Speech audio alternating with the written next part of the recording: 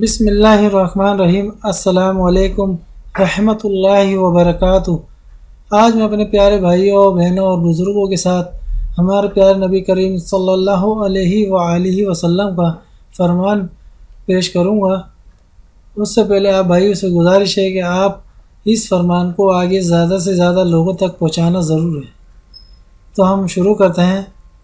حضرت علی رضی اللہ تعالی عنہ سے مروی ہے کہ رسول اللہ صلی اللہ علیہ وآلہ وسلم نے فرمایا، جب میری امت میں 15 خصلتیں پیدا ہو جائیں تو اس پر مصیبتیں نازل ہونا شروع ہو جائیں گی۔ نمبر 1، جب سرکاری مال کو ذاتی ملکیت بنا لیا جائے۔ نمبر 2، امانت کو مال غنیمت سمجھ لیا جائے۔ نمبر 3، زکوٰۃ جرمانہ محسوس ہونے لگے۔ نمبر 4، شوہر بیوی کی اطاعت کرنے لگے۔ نمبر 5، اور ماں کی نافرمانی کرنے لگے۔ نمبر 6، آدمی دوستوں سے بھلائی کرے۔ نمبر 7، اور اپنے باپ پر ظلم اور زیادتی کرے۔ نمبر 8، مساجد میں شور مچایا جائے۔ نمبر 9، قوم کا ذلیل ترین شخص اس کا لیڈر بن جائے۔ نمبر 10، آدمی کی عزت اس کی برائی کے ڈر سے ہونے لگے۔ نمبر 11، نشہ آور اشیاء کھلے عام کھلا استعمال ہونے لگے۔ نمبر 12، مرد ریشم پہننے لگیں۔